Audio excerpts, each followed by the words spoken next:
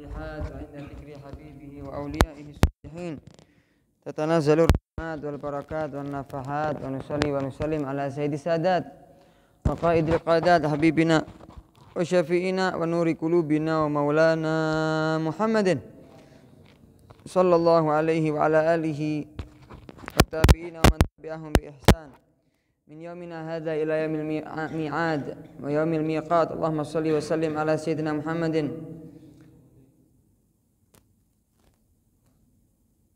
صلاة ما اتصلت العيون بالنظر وتزخرفت الأرضون بالمطر وحج حاج واعتمر ولبى وحلق ونحر وطاف بالبيت العتيق وقبل الحجر وعلى آله وصحبه وسلم. Amma ba'du. Segenap hadirin yang dimuliakan oleh Allah Subhanahu wa taala, semoga perkumpulan kita mengundang rahmat dari Allah, mengundang syafaat dari Rasulullah. Semoga istiqomahnya kita hadir di majlis yang diadakan oleh remaja Masjid Al-Kautsar bisa membanggakan hati Nabi Muhammad sallallahu alaihi wasallam. Semoga dusun ini diberi keberkahan oleh Allah, diberi kemuliaan oleh Allah dengan mereka semangat dalam mencari ilmu, mereka semangat memakmurkan rumah-rumah Allah dengan sholawat kepada Rasulullah, dengan sholat berjamaah, dengan mengisi rutinitas spiritual keagamaan kita, ibadah kita kepada Allah Subhanahu wa taala. Dengan itulah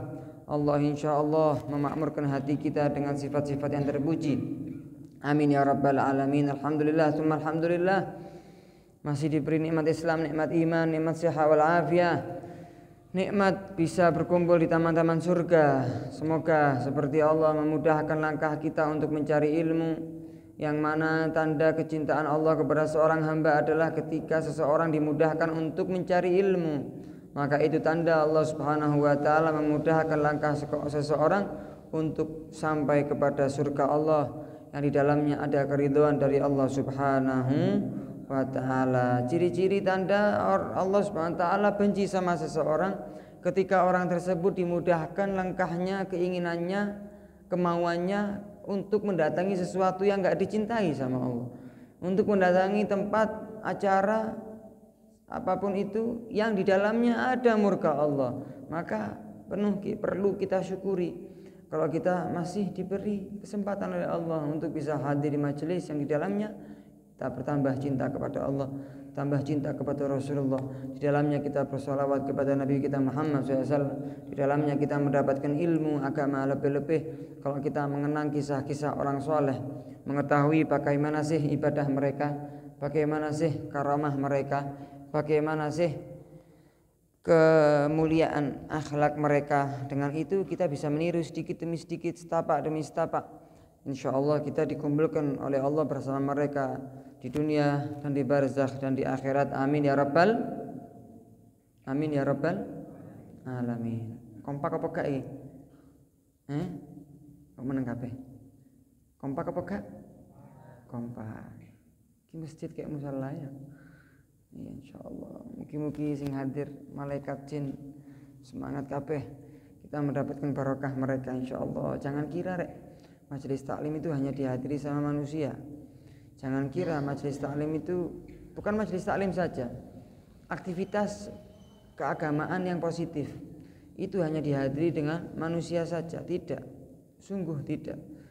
Majelis-majelis seperti ini itu dihadiri banyak dari kalangan malaikat, dari kalangan jin dan lain sebagainya. Setan enggak hadir. Nah, setan kalaupun hadir bukan karena ingin dapat barokah, bukan karena ingin dapat rahmat, tapi ingin mengganggu yang hadir agar tidak fokus, agar tidak khusyuk, agar tidak istiqomah, was-was dia, dikasih keraguan dia yang hadir ini. Percuma, kelamaan, capek, buang waktu, ini semua. Jadi hadirnya setan di majelis bukan untuk mendapatkan keberkahan, tapi untuk memberi kecelakaan kepada yang hadir. Naam, itu semua disebutkan dalilnya oleh Nabi kita Muhammad SAW. Sesungguhnya Allah SWT mempunyai malaikat khusus diciptakan untuk mencari majlis-majlis seperti ini. Kalau mereka mendapati di dunia, di bumi itu, apapun dimanapun itu berada, walaupun di negara kafir itu ada majlis seperti ini, mereka kumpul jadi satu bersama manusia-manusia yang hadir. berdoa bersama mereka, minta kepada Allah bersama mereka, bersolawat kepada mereka bersama mereka, mendengarkan ilmu seperti mereka mendengarkan ilmu, diberi sakinah, ketenangan oleh Allah, diselimuti oleh rahmat oleh Allah. Mereka semuanya enggak bangun dari majelis kecuali semua dosanya diampuni oleh Allah. Amin. Semua hajatnya dikabulkan oleh Allah Subhanahu wa taala. Amin. Semoga apa yang dijanjikan sama Rasul untuk orang yang semangat dalam menghadiri majelis taklim dikabulkan oleh Allah Subhanahu wa taala, sehingga perkumpulan kita di majelis yang seperti ini dimanapun kita berada tidak disia-siakan oleh Allah Subhanahu wa taala insyaallah. Dan insyaallah kita ini sudah memasuki hari kedua dari hari yang sangat mulia, yaitu adalah hari al-ashrul awal min Dzulhijjah, 10 hari pertama dari bulan Dzulhijjah.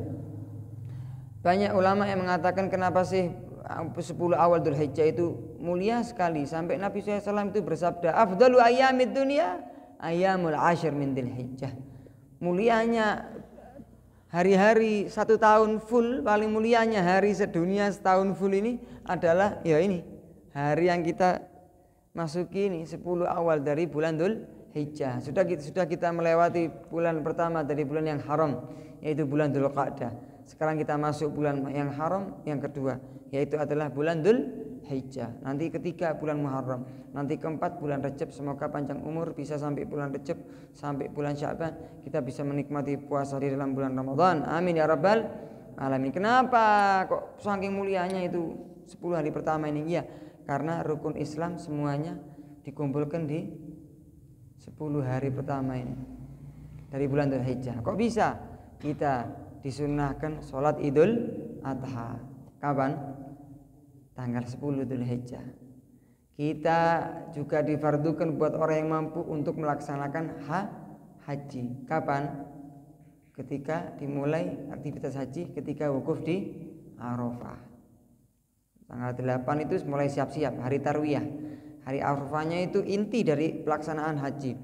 Bulan tanggal 10, 11, 12, 13 selesai haji. 5 hari paling cepat 5 hari melaksanakan haji. Dalam situ 10 hari ini ada ibadah haji. Juga di 10 hari ini ada kita dianjurkan untuk sedekah dengan daging kurban. Ya, di Masjid Al-Kautsar buka penyembelihan kurban apa enggak? Sudah dapat berapa kambing? 7 kambing, 1 sapi. 7 sapi. Masya Allah. Semoga dengan makan kurban sapi yang sangat banyak itu sregep ngajine, sregep nguripno masjid insyaallah. Alhamdulillah masjid sudah dibangun, masjid sudah indah sekali, tinggal diramaikan dengan aktivitas ibadah yang bisa menyebabkan masjid lebih indah. Ya, masjid itu mulia, tapi lebih mulia kalau dipenuhi dengan aktivitas ibadah, dimakmurkan, dihidupkan masjid. Karena masjid itu ada masjid hidup, ada masjid yang mati. Masjid mati itu kalau kosong dari acara inti adalah sholat 5 waktu, tidak ada pengajian, tidak ada tahlilan, tidak ada istighosah, tidak ada majelis datang ke masjid untuk menghidupkan masjid. Itu sangat disayangkan. Kalaupun ada aktivitas banyak, tiap hari ada acara, tapi yang hadir bisa dihitung, maka itu sangat sayang sekali. Maka semoga dengan kurban ini bisa menambah semangat kita untuk hadir majelis taklim. Nah, di situ ada sedekah, yaitu adalah daging kurban. Dan di dalamnya juga ada sholat puasa. Kapan kita disunahkan puasa? Ya 10 hari ini kita disunahkan puasa. Paham apa gak wong iki? Paham apa gak rek? Paham ya? Kecuali hari 10 Dzulhijjah yang haram puasa. 10 Dzulhijjah haram puasa. Karena itu hari raya Idul Adha. Saya mau puasa. Loh, dosa, gak sah tambahan. Misalnya gak sah, betul, dosa. Begitu juga 3 hari setelahnya.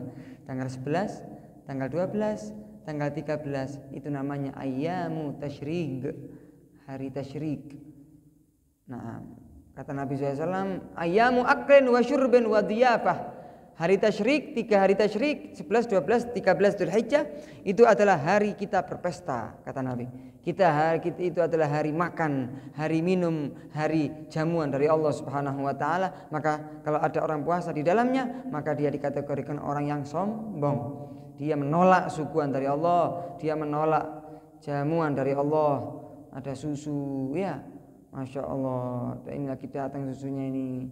Itu kalau dia menolak pemberian orang lain, tidak diminum susunya, maka dia dikategorikan orang sombong. Allahumma sholli ala Muhammad. Nah, Allahumma sholli ala Muhammad. Maka 10 hari itu adalah 10 hari ini adalah 10 hari yang sangat mulia. Kita disunahkan puasa tadi, kemarin, besok lusa sampai hari Arafah. Kalaupun kita nggak puasa di 8 hari ini, jangan sampai minta maaf. Jangan nggak diterima nasihat ini dan peringatan ini. Wajib hukumnya kita sebagai pecinta Nabi, kalau kita itu puasa hari Arafah tanggal 9 Dzulhijjah, menirioyo hari ini ya, puasa hari Arafah. Hari Arafah, orang yang nggak haji disunahkan puasa, sangat disunahkan puasa. 1 hari puasa pahalanya seperti inti puasa 1000 hari. Istimewa apa enggak? Istimewa. Siapa yang mampu ibadah puasa 1000 hari? Di riwayat yang lain kata Nabi SAW, puasa 1 hari Arafah inti dapat pahala seakan-akan puasa 10.000 tahun. Ya Allah, istimewa sekali, maka sayang sekali, kesian kalau ada orang muslim tahu hukumnya, fadilahnya puasa Arafah, kemudian dia menghilangkan kesempatan tersebut. Puasa Arafah bisa menghapus dosa 2 tahun, dosa yang tahun kemarin sama dosa yang tahun yang akan datang. Jadi sebelum kita bermaksiat itu pokoknya dosane gak sengaja yo dumane mari poso Arafah sak karepe dhewe dikampleng malaikat wong koyo ngono iku. Paham maksudnya apa gak iya ngomongi? Paham yo, wis aku mari poso Arafah tahun besok saya puaskan nafsu saya untuk mencoba semua maksiat kepada Allah Subhanahu wa taala. Saya sudah punya jaminan maghfirah dari Allah. Maka orang yang seperti ini adalah orang yang ditipu sama setan. Ya, kesian dia. Kata Nabi SAW, mau nanti kalau puasa Arafah, dosa tahun kemarin dihapus, dosa tahun akan datang dihapus. Ulama mengatakan salah satu ciri-ciri tanda panjang umurnya seseorang adalah ketika dia puasa Arafah. Maksudnya apa? Dipanjangkan umurnya oleh Allah Subhanahu wa taala sehingga dia diampuni dosa-dosanya yang tidak sengaja ataupun dosa kecil di tahun yang akan datang. Jadi setan sudah mengkelabui kita tahun setahun full diampuni oleh Allah Subhanahu wa taala ketika kita puasa hari Arafah. Kita enggak haji disunahkan puasa. Kalau kita haji, amin ya rabbal alamin, tahun besok insyaallah bareng-bareng tak tuano sing istiqomah hadir di majelis taklim Al-Kautsar haji, diceluk haji insyaallah masih aku tuh kiai. Ya. Itu apa namanya? Enggak disunahkan puasa. Kenapa? Karena ada ibadah lain yang lebih ditekankan, yaitu berdoa di padang Arafah. Wukuf di Arafah itu panas. Wukuf di Arafah itu enggak pakai ada AC-nya. Wukuf di Arafah butuh kekuatan, tenaga dan lain sebagainya.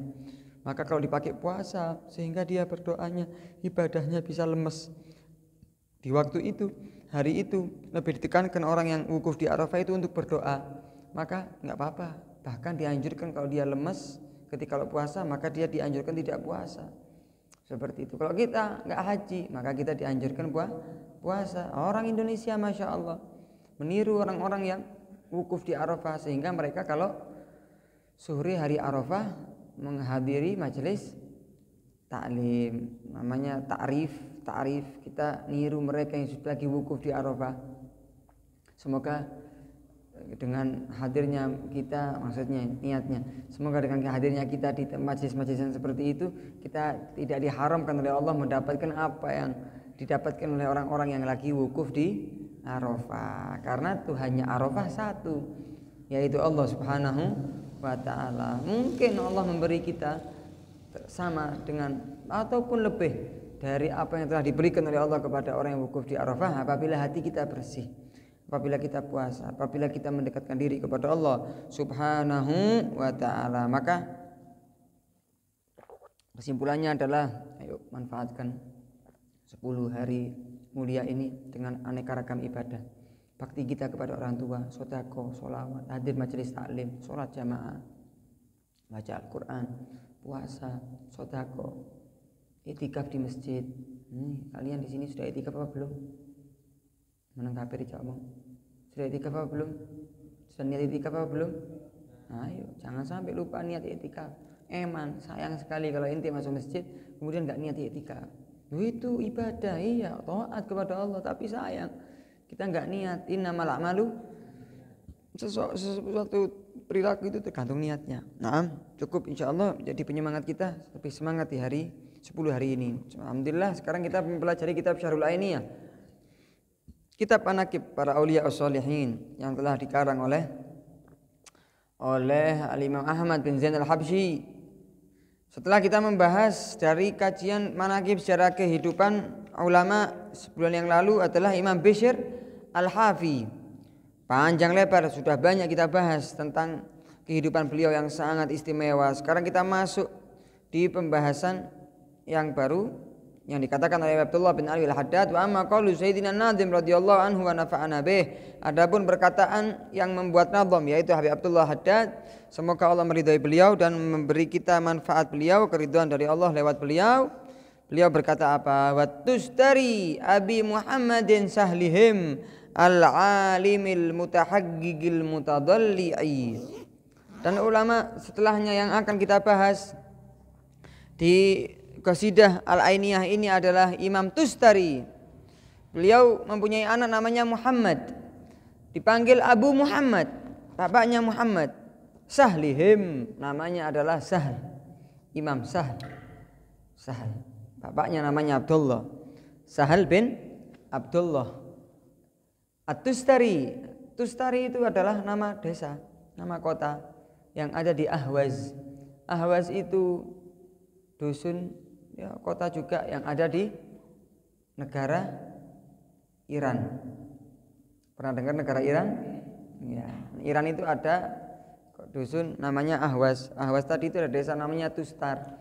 Imam Sahal At-Tustari ini tinggal di kota Tustar tersebut. Beliau adalah al-alim, orang yang punya ilmu luas, sufi, masya Allah. Nanti kita bahas. Al-mutahaggiq, yang benar-benar teliti terhadap apa yang dia jalani, al-mutadalli'i, yang sangat mumpuni dalam segala hal keagamaan, spiritual. Nah, beliau namanya Sahal bin Abdullah bin Yunus bin Isa bin Abdullah bin Rafi' At-Tustari, salah satu dari imam karangan ulama tasawuf Ahlus Sunnah wal Jamaah. Enggak ada namanya orang ngikuti Ahlus Sunnah wal Jamaah kemudian telinganya enggak pernah dengar manaqib dari Imam Sahal bin Abdullah At-Tustari.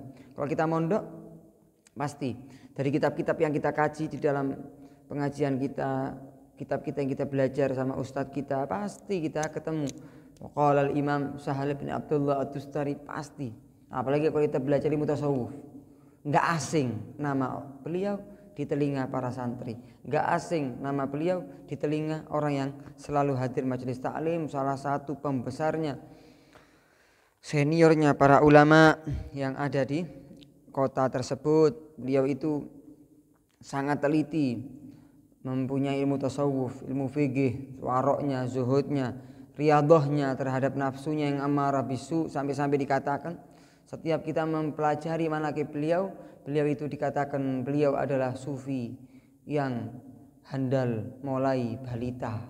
Jadi mulai umur 3 tahun, 4 tahun itu sudah kenal sama Allah. Hobinya itu dzikir. Ya, hobinya itu dzikir sama Allah Subhanahu wa taala. Nanti disebutkan ceritanya. Beliau mempunyai keramat yang sangat banyak, istimewa sekali ya. Beliau mempunyai guru spiritual beliau yang pertama adalah pamannya sendiri, saudara dari ibunya. Saudara dari ibunya. Ibunya namanya siapa yang enggak disebutkan. Kakek beliau dari ibu namanya Imam Siwar. Imam Siwar. Nah, Imam Siwar ini punya anak ibu beliau, juga punya anak laki namanya Muhammad. Nah, guru pertama beliau, guru spiritual beliau yang pertama adalah pamannya sendiri. Beliau dididik, dibesarkan dalam keluarga yang sangat cinta kepada Allah, hobinya zikir kepada Allah, agamis sekali keluarga beliau, sehingga tumbuhlah Imam Sahal bin Abdullah Tustari yang terkenal sudah menjadi wali, menjadi sufi semenjak balita. Umurnya 3-4 tahun sudah kenal sama Allah Subhanahu wa taala. Beliau ini Masya Allah termasuk muridnya Imam Sufyan Ats-Tsauri kalau saya tidak lupa. Termasuk muridnya Imam Sufyan Ats-Tsauri. Juga pernah bertemu sowan kepada salah seorang imam yang mungkin sudah kita bahas.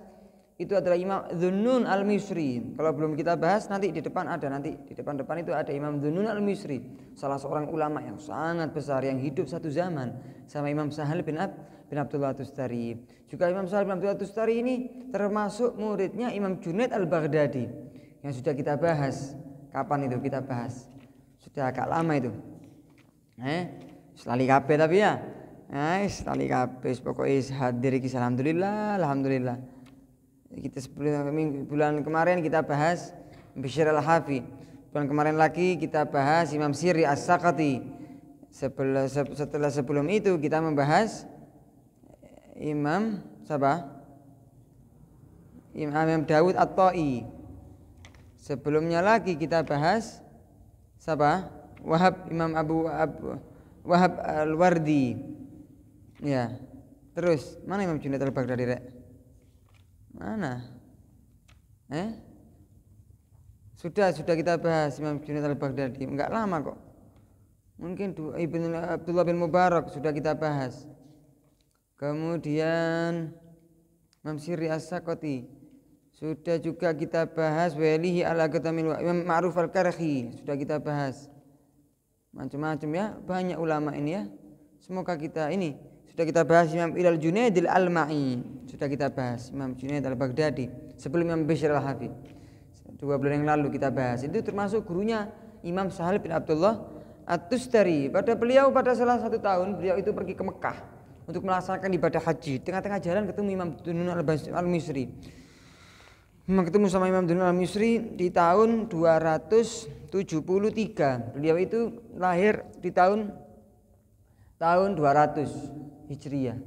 Ada lagi yang mengatakan lahir di tahun 203 Hijriah. Ada dua riwayat yang mengatakan 200, ada juga yang mengatakan 203. Kemudian meninggal di tahun 283. Jadi beliau umurnya kurang lebih 80 tahun atau 83 tahun. Menyamakan riwayat yang 2 tadi. Beliau berkata, saya itu mulai kecil umur 3 tahun mesti bangun malam. Mesti kalau datang waktu malam jam 12 lebih itu saya mesti dibangunkan oleh Allah Subhanahu wa taala. Setiap saya bangun mesti melihat orang tua saya sudah di mihrab, sudah di atas sajadah. Gak ndelok Shopee, gak ndelok TikTok, gak ndelok apa-apa, tapi apa rek? Baca Al-Qur'an lagi sholat. Setiap malam Allah membangunkan saya, dan pemandangan pertama yang saya lihat adalah orang tua saya selalu tahajud bangun malam. Termasuk juga saya melihat sholatnya paman saya, yaitu Imam Muhammad bin Siwar. Ya, pernah pada suatu malam ketika saya bangun dipanggil sama paman saya. Ya Sahal, hei Sahal, gum, bangun wahai Sahal, jangan tidur lagi. Idhab, jangan tidur lagi. Sebelumnya itu sama Imam Muhammad bin Siwar ketika masih kecil dilihat Imam Sahal ini disuruh tidur. Tapi setiap hari kok bangun terus, sampai Imam Muhammad bin Siwar ini merasa terganggu dengan bangunnya anak kecil ini. Umur 3 tahun, 3 tahun 4 tahun kan masih kecil. Sudah bisa diajak omong tapi kan. Nah, itu saya punya ponakan umurnya 4 tahun. Wis semua sesuatu dilakuin. Bisa diajak omong, bisa jawab. Faham diajak omong, umur 5 tahun itu sudah paham. Anak saya belum 3 tahun sudah saya masukkan sekolah. Belum 3 tahun, pentinong sekolah. Faham, anak kecil sekarang itu faham. Belum 3 tahun, ini Imam Muhammad. Makanya jangan nanti video ini ada yang ngekat, diedit, ini Habib pendusta. Bayi masih umur 3 tahun sudah zikir kepada Allah. Nah, sekarang anak kecil itu sudah bisa diajak omong loh.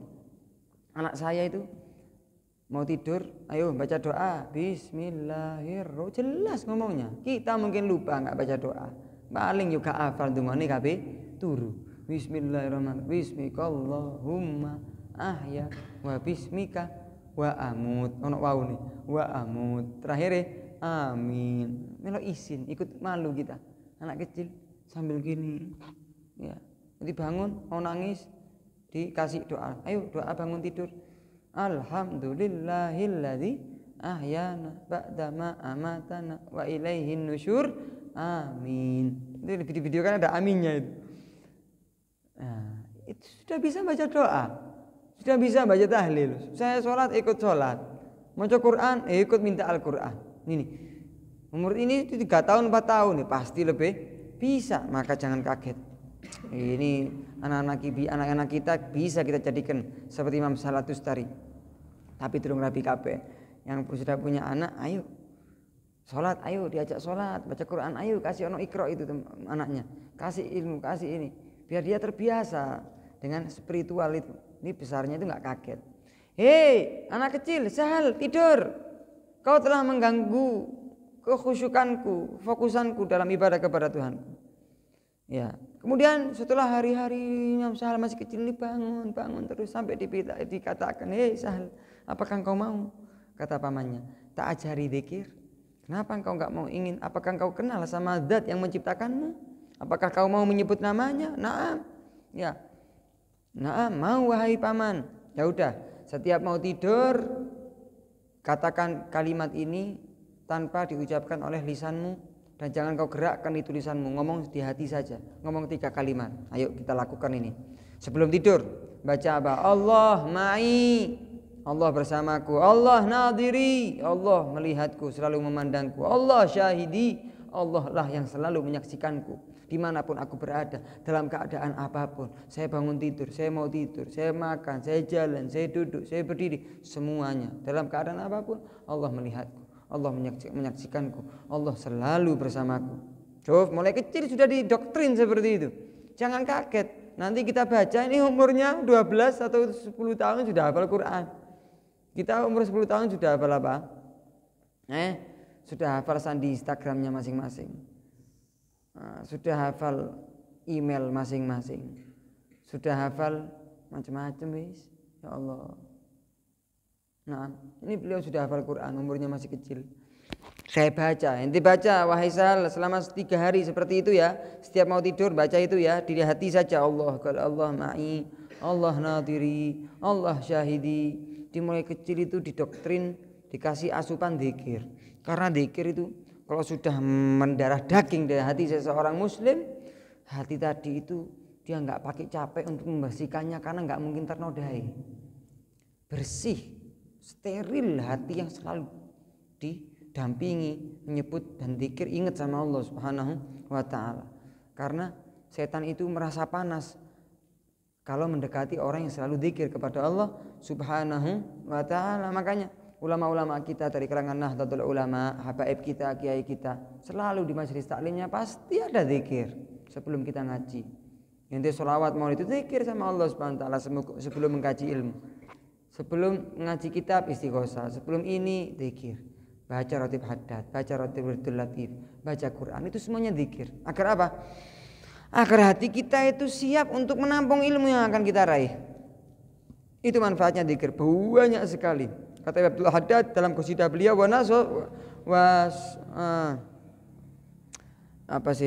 wasaffi minal agdar sirroka fa innahu idza masafa aulaka ma'nan minal fikri taduru bihi awalimil ghaibi kullaha tasri fi dulamil laili hina yasri. Wa idza aradta an tahdha bi qalbin munawwarin naqiyyin anil aghyari fa'kif ala dzikri.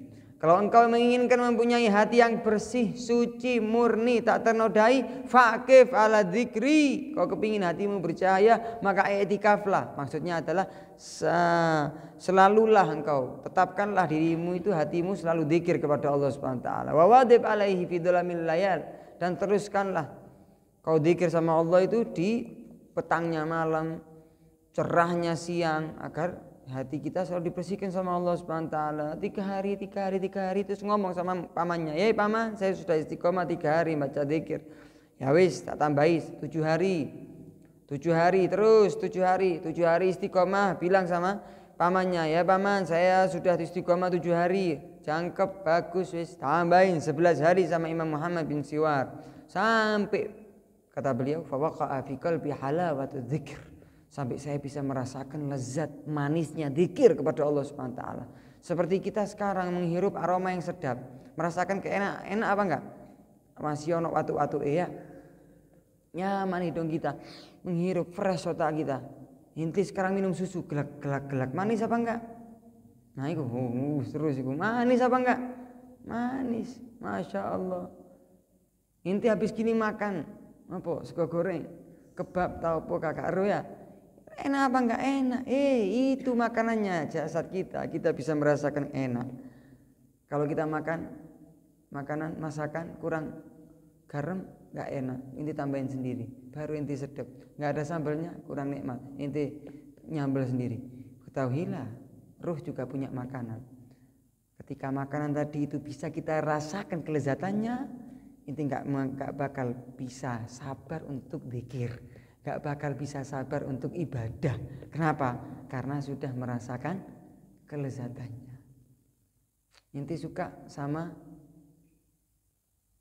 nang MOK ono catem, kepingin tuku catem, sudah pernah merasakan kelezatan catem. Setiap penting lihat catem, catem merek minuman itu lho ya, minuman catem. Apa gak tahu tulen-tulen, gak pernah jalan kalian, atau es teh lah, atau apalagi minuman kopi kenangan yang pahit karena sudah dipegat sama racapnya ya. Inti pernah merasakan kelezatan itu. Ketika inti lihat, inti ingat kelezatannya itu, inti beli lagi. Habis enak ere.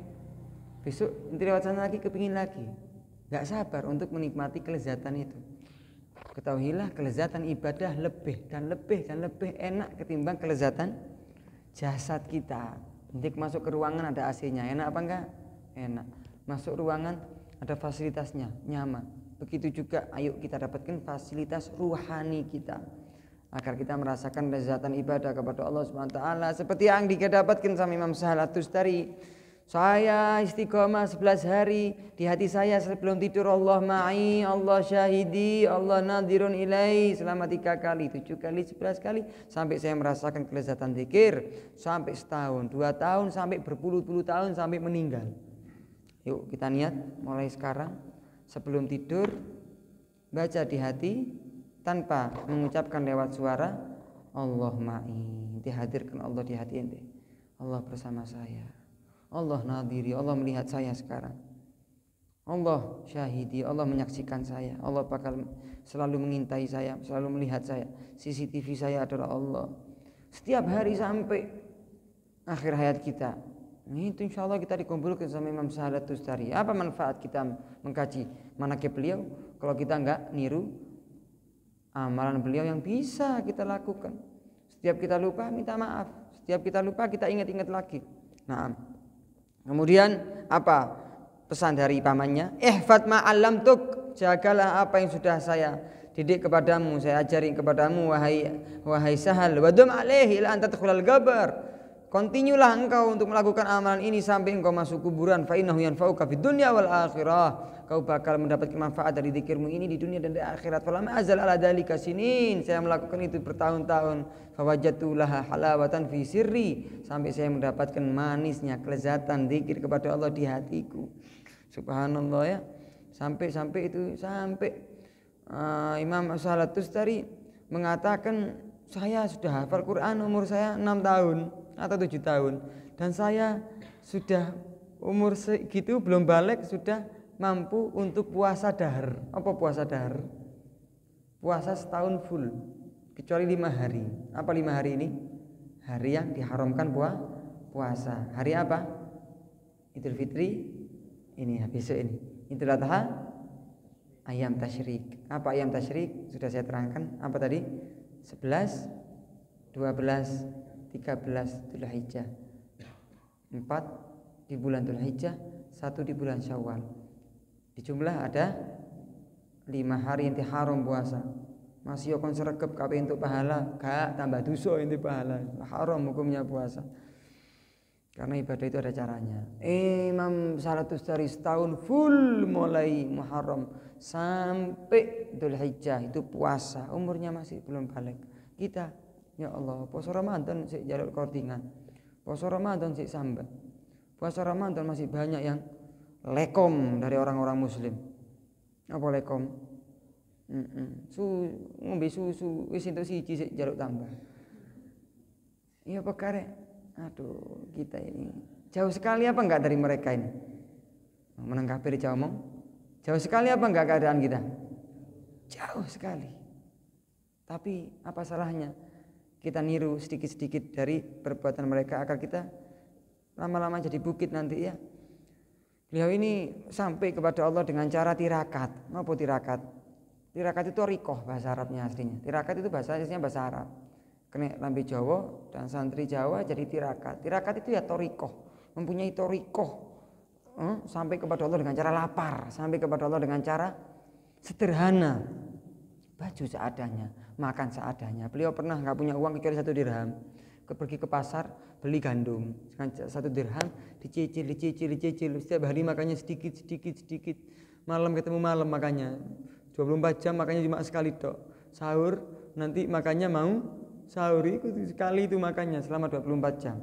Sampai berapa kilo gandum itu habis enggak habis sampai setahun. Setahun baru habis itu gandum. Itu namanya barokah. Kalau kita, ya Allah, ada uang banyak, beli makanan, enggak ada waraknya, kurang syukur karena emang uangnya enggak sepiro halal, kecampur riba, kecampur ini, kecampur itu, efek akhir zaman. Kalau orang dahulu itu bersih suci sehingga dikasih barokah lebih oleh Allah Subhanahu wa taala. Sering pada suatu hari Imam Muhammad bin Siwar, pamannya itu ngomong sama Imam Sahal Tustari, beliau masih kecil. Ya Sahal, Sahal, makan Allah ma'ah wa huwa nadirun ilaih wa syahadahu kaifa ya'sih. Kalau seseorang, wahai Sahal, merasakan Allah memandangnya, Allah melihatnya, Allah mendengarnya, Allah memperhatikannya, maka mustahil orang tersebut itu maksiat kepadanya. Kalau di hati seseorang itu ada iman bahwasanya Allah melihatnya, dan ini adalah maqam musyahadah. Ini adalah maqam musyahadah. Seseorang itu ketika sudah bagus kedudukannya dia dalam maqam Islam, ya, maqam Islam, dia naik ke maqam iman. Ya, makom iman. Sudah imannya bagus, imannya lengkap, nanti naik kelas makom ihsan. Makom ihsan itu adalah makom musyahadah. Dia selalu menghadirkan Allah di setiap keadaannya, ya, dan dia merasakan Allah melihatnya. Paham ya? Itu namanya kalau dalam persamaan katanya muraqabah. Selalu merasa diawasi dan diintai dan diketahui, dengarkan sama Allah Subhanahu wa taala. Nah, iman tadi bertambah. Ya ka'anil maksiyah. Maka jangan kau melakukan maksiat wahai. Ketika kita maksiat, detik itu juga zikir kita kepada Allah hilang. Hati kita enggak ingat sama Allah Subhanahu wa taala ketika kita maksiat. Apalagi kalau dosanya itu besar. Terkikis dan hilang itu iman yang ada di hati seseorang. Seperti Nabi SAW pernah bersabda, la yazni zani hina yazni wa huwa mu'min. Tidaklah ada orang zina ketika dia zina dia mukmin. Maksudnya apa? Ketika dia zina, iman itu dicabut sama Allah Subhanahu wa taala. Bahaya. La yasriku sarik hina yasrik wa mu'min. Enggak ada ceritanya orang mukmin dia mencuri. Maksudnya apa? Ketika ada orang mukmin mencuri, ketika itu dia enggak dikategorikan mukmin meskipun dia masih muslim. Jadi enggak setiap orang muslim itu mukmin. Orang mukmin pasti muslim. Wala yashrubul khamra hina yashrab wa huwa mu'min. Enggak ada ceritanya orang yang minum khamr ketika minum khamr dia mukmin, enggak ada. Maksudnya apa? Ketika minum khamr imannya dicabut sama Allah Subhanahu wa taala, tapi dia tetap dikategorikan muslim kecuali kalau dia itu mengatakan bahwasanya zina halal, curi halal atau minum khamr itu halal, maka Islamnya dia juga hilang sehingga dia menjadi orang murtad. Naudzubillah, summa naudzubillah. Maka ayo kita hadirkan Allah di hati kita selalu agar kita dijauhkan oleh Allah dari maksiat. Nah, ini beliau ini masya Allah ya, la ilaha illallah, pintar ilmu fikih, suka membolang. Tahu bolang? Bolang itu jalan-jalan untuk mencari ilmu.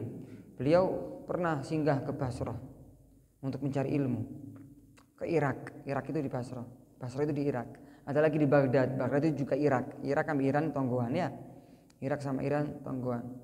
Yang sekarang lagi memerangi Seriwil, itu kan Irak, Iran yang presidennya habis jatuh dari helikopter itu. Kalian tahu info apa enggak? Iya kan? Enggak ada. Ya. Di Instagram itu kan, di media, di TV-TV. Ya omai ono TV dah. Ono apa kak TV ndak omai? Kata dibuka tapi soalnya buka HP ya. Ada info-infonya itu. Presidennya Irak kalau nggak salah ya. Naik helikopter jatuh mati kabeh. Menteri-menteri ini mati kabeh. Nah, semoga diselamatkan sama Allah Subhanahu wa taala. Nah, beliau itu orang Iran nih, sering ke Irak cari ilmu, pergi ke Mekah, pergi ke Madinah melaksanakan haji dan lain sebagainya, ziarah ke Rasul SAW. Nah, paginya puasa, malamnya ibadah sama Allah Subhanahu wa taala. Itu beliau ini Masya Allah pernah ditampakkan wujudnya iblis. Wujudnya iblis. Iblis ngejak debat Imam Sahal. Ya, ngejak debat. Sahal, engkau jangan sombong. Aku gini-gini ini meskipun dilaknat sama Allah, tapi bisa berpotensi mendapatkan rahmat dari Allah. Kok bisa? Kata Imam Sahal. Iya, Allah berfirman, wa rahmati wasi'at kulla syai' di Al-Quran. Dan rahmat saya, kata Allah, itu menyeluruh kepada semua sesuatu. Syai'un, kalau dalam bahasa Arab itu adalah angkarun nakirat, paling umumnya umum. Apapun masuk, ini syai', ini syai', ini syai', ini syai', ini syai'. Apapun yang ente lihat itu namanya bahasa Arabnya syai', masuk itu. Saya sesuatu sehingga saya berpotensi mendapatkan rahmat dari Allah. Apakah Imam Sahal debat? Benar ini kata setan ini. Setan meskipun dilaknat tapi bisa mendapatkan rahmatnya Allah. Tapi masih enggak lega itu Imam Sahal, sampai Imam Sahal mengatakan ini karamahnya beliau. Imam Sahal mengatakan, "La, Quran itu ada terusannya, wahai iblis, inti gak jangkep mocone." Makanya oleh ono ustad, ngustad betul ustad yo, ngustad, belajari gak jangkep, kemudian maca dadi ustad, yo sing metu inna makoli rahmatan makoli di Indonesia makoli inna umati ruwet ya. Itu gak jangkep belajari. Iblis gak jangkep belajari, padahal ma'rifatnya kuat. Iblis itu kalah ibadahnya malaikat beratus-ratus tahun, tidak ada satu jengkal di langit pertama kecuali sudah pernah dibuat sujud sama iblis. Tapi gara-gara sombong, tak duwe ilmu, hatinya kotor, hilang itu kemuliaan ma'rifat, kenalannya dia sama Allah Subhanahu wa taala, kemuliaan dia hilang karena dia punya sifat sombong. Nabi Adam nurut, malaikat nurut, sujud sampai Nabi Adam, dimuliakan sama Allah Subhanahu wa taala. Makhluk yang mulia, mana malaikat karena taat sama Allah Subhanahu wa taala.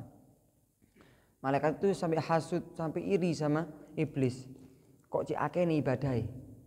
Ya, dicintai sama Allah Subhanahu wa taala, tapi gak nurut, sombong, dihilangkan semua kemuliaan tersebut. Ada terusannya itu Qur'annya, wahai iblis, ini jangan setengah-setengah bacanya. Pinter tapi juga setengah-setengah. Surah mati wasiat kulla syai', kata Allah, fasa'aktubu lil ladzina yattaqun qamas shalah wa atuz zakah.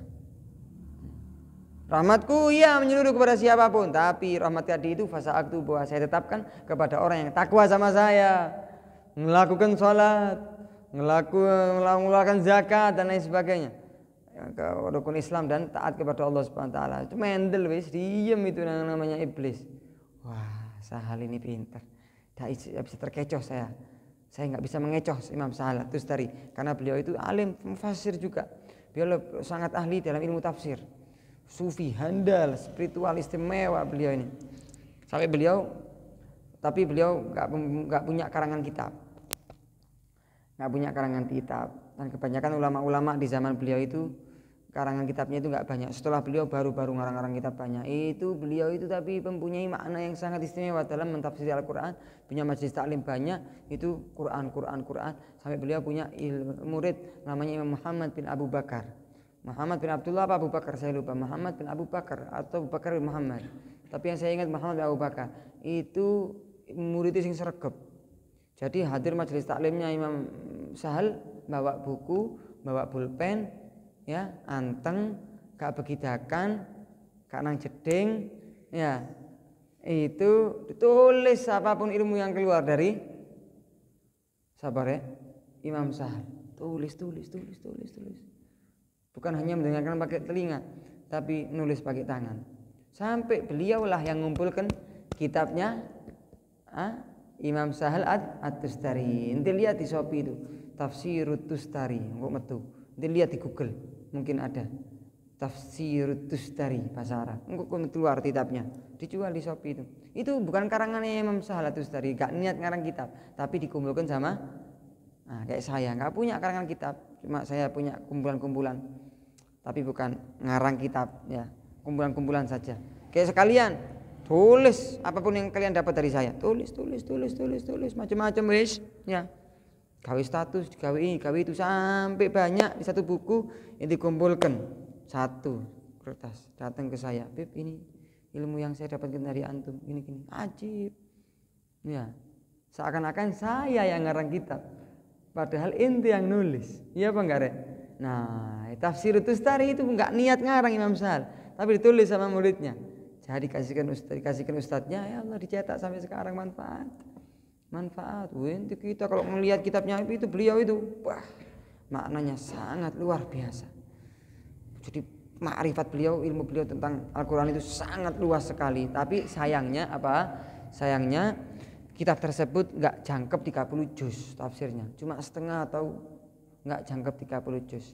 Saya pernah melihat kitab itu tapi nggak punya saya. Saya pernah lihat di Tar Mustafa di pondok kita itu ada. Saya pernah lihat sedikit-sedikit tapi nggak punya. Nah, kemudian itulah sedikit dari manaqib dari Imam Sahal At-Tustari. Beliau ini juga ulama yang sabar ya ikhwan. Beliau itu berpuluh-puluh tahun digoda sama tetangganya. Jadi kalau ente punya tetangga yang goda ente, jahat sama ente, ingat kisahnya Imam Tustari. Ya apa kisahnya? Beliau punya rumah. Rumahnya tadi itu punya tangga, ada tetangga. Tetangganya ini bukan orang muslim, tapi orang Majusi. Majusi itu adalah orang yang menyembah api. Kenapa? Apa sebab mereka itu menyembah api? Macam-macam. Saya baca di kitab Tarikhul Anbiya. Ada di kitab Tarikhul Anbiya sejarahnya para nabi. Kenapa kok api? Iya, karena banyak sebabnya. Hari Minggu kemarin saya baca ini. Bu, seiling apa gak? Yang saya ingat ada 2 sebab. Salah satunya adalah api itu mulia. Kenapa? Karena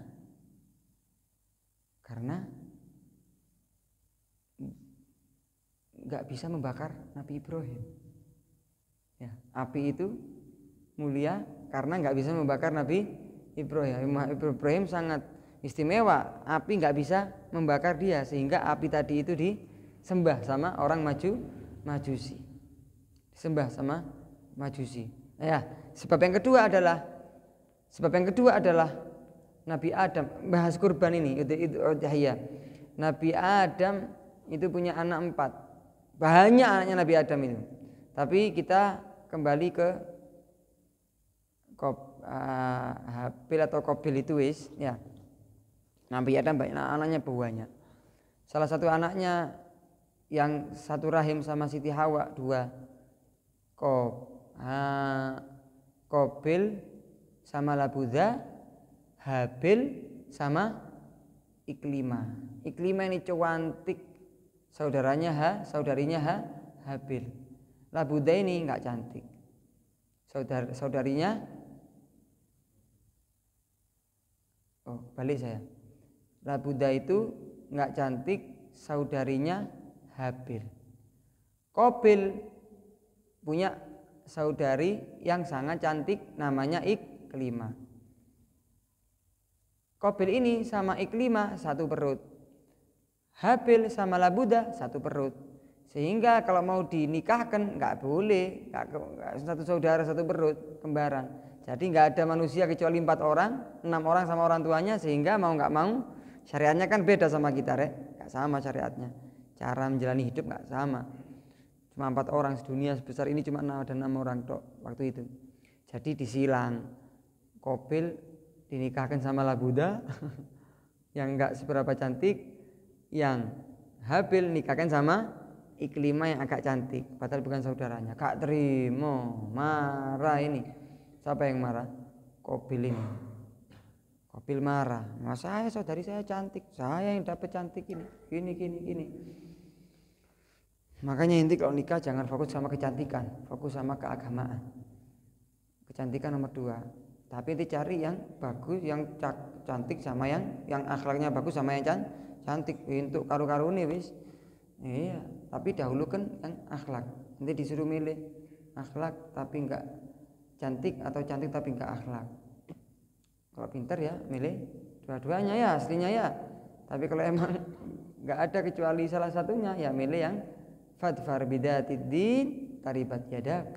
Pilihlah yang agamanya bagus maka engkau bakal tenang dan nyaman.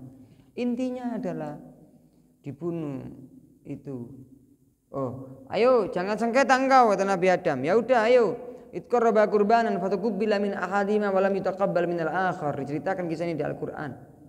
Ayo setiap dari kalian menghaturkan kepada Allah suatu kurban.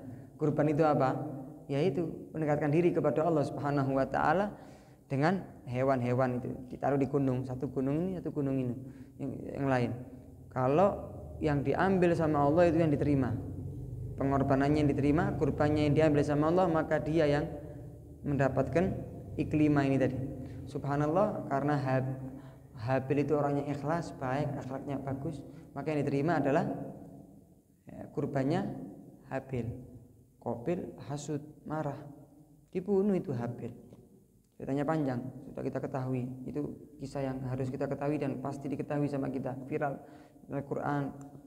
Bingung nguburnya gimana, datang Allah ngirim burung tukaran, satu meninggal, yang masih hidup ngeduk tanah, kemudian satu yang meninggal dimasukkan tanah sehingga saya nggak masa kalah sama burung. Kemudian dikuburkan itu Qabil. Naam, di Mekah kejadian. Kemudian kenapa orang Majusi itu menyembah api? Karena api pinter mengetahui siapa kurbannya yang ikhlas. Paham perkara ini? Jadi dengan kedua sebab itulah kaum Majusi itu menyembah api. Nah, sampai mana tadi? Membahas apa saya? Imam Al-Tustari punya tetangga Majusi. Majusi itu nyembah api. Apa sebabnya kau nyembah api? Sudah tahu apa belum? Sudah. Nabi Ibrahim sama Nabi Adam itu. Subhanallah, rumahnya tetangga itu agak tinggi, tingkat 3, tingkat 4. Imam Al-Tustari rumahnya itu pendek. Subhanallah, setiap orang Majusi ini buang hajat mesti pipanya itu ke gentengnya Imam Al-Tustari. Allahumma sholli ala Muhammad. Jadi sapi tengnya orang Majusi, rumahnya Imam Sahal At-Tustari. Allahu Akbar. Setiap hari Glodak. Sampai rumahnya Imam Sahal At-Tustari bocor. Setiap hari masuk ke tengah rumahnya itu. Setiap malam sebelum ibadah tahajud, kerjaannya bersihkan kotorannya Majusi. Beda agama. Berhak Imam Tustari itu nasihati. Dan dia juga nggak tahu kalau ngotori rumahnya tetangga, nggak tahu. Tapi berpuluh-puluh tahun Imam Al-Tustari tidak menyinggung, tidak nasihati, tidak ngomong. Setiap hari dibersihkan sampai Imam Al-Tustari mau meninggal itu dipanggil. Baik, Imam Al-Tustari itu sama dia baik, dikasih hari raya itu dikasih macam-macam, sering ngasih hadiah kepada, saling baik mereka itu, nggak ada permusuhan. Saling, yang ini nggak tahu, yang ini nggak ngomong. Dan dia tirakatnya Imam Al-Tustari seperti itu. Sehingga waktu Imam Al-Tustari sudah sepuh, sudah hampir 80 tahun umurnya, dipanggil untuk diundang ke rumahnya. Engkau saya undang ke rumah ini bukan karena apa-apa, ketahuilah, tunjukkan konang gini. Diajak ke tempat yang mana di situ adalah tempat jatuhnya kotoran dia dan keluarganya setiap hari buang hajat. Ya Allah, ini kotoran dari mana Imam Sahal? Loh, ini kan nyambung dari rumahmu. Iya. Berpuluh-puluh tahun ini seperti ini. Iya, saya di sini nggak mau marah. Saya ngasih tahu inti bukan karena anak ini, bukan, tapi saya sudah merasa ajalku sudah dekat. Yang saya inginkan kau masuk ke sini adalah sabar. Kalau saya setelah meninggal, anak-anakku, keluargaku nggak sabar seperti aku. Jadi kalau saya sudah, mereka sampai sekarang nggak ada yang tahu. Yang tahu cuma inti tok sekarang. Kalau saya sudah meninggal, inti kayak gini terus, inti terserah mau tutup mau nggak tutup terserah. Tapi kalau tetap kemudian anak keluargaku itu marah kepadamu atau ngasih tahu, inti jangan sakit hati ya, karena mereka nggak tahu. Kaget ini orang Majusi, berpuluh-puluh tahun engkau sabar wahai Sahal tetangga, dan aku nggak tahu, minta maaf wahai Sahal, lulurkan tanganmu, aku masuk ke agamamu. Asyhadu an la ilaha illallah wa asyhadu anna Muhammadan Rasulullah. Dengan akhlak yang indah kita bisa mengajak umat Nabi Muhammad masuk ke agama Islam. Dengan akhlak yang indah kita bisa merubah sesuatu yang negatif menjadi positif. Dengan akhlak yang indah kita bisa mengajak orang untuk kenal kepada Allah. Dengan akhlak yang indah kita bisa mendekatkan orang yang telah jauh. Maka ayo akhlakul karimah. Meninggal Imam Salatus tadi, kemudian detik itu pula manggil kuli ya, dicor rumahnya orang Majusi sehingga enggak membuat onar di keluarganya Imam Sahal At-Tustari. Allahumma sholli ala Muhammad. Ini di kitab ini sangat banyak perkataan kalam mutiara beliau, tapi saya ambil satu saja untuk menyingkat waktu karena waktunya sudah mepet. Nah, dikatakan oleh beliau, saya singkat ya. Nah, siapa orang yang senang diketahui kerahasiaan antara dia dengan Allah, siapa orang yang senang diketahui kebaikannya, maka dia ghafil, orang yang lalai. Padahal dia tahu, seharusnya dia tahu yang nggak ada yang bakal ngasih pahala kecuali Allah. Maka jangan hiraukan orang. Dia tahu atau nggak tahu ibadahnya, inti jangan hiraukan orang. Yang penting Allah tahu. Jangan sibuk bagaimana caranya orang lain mengetahui ibadah kita kepada Allah. Nggak perlu. Kalau kita fokus sama itu, maka dia ghafil, maka kita ghafil. Wa aishul malaika fi ta'ah. Kehidupannya para malaikat itu selalu taat kepada Allah Subhanahu wa taala.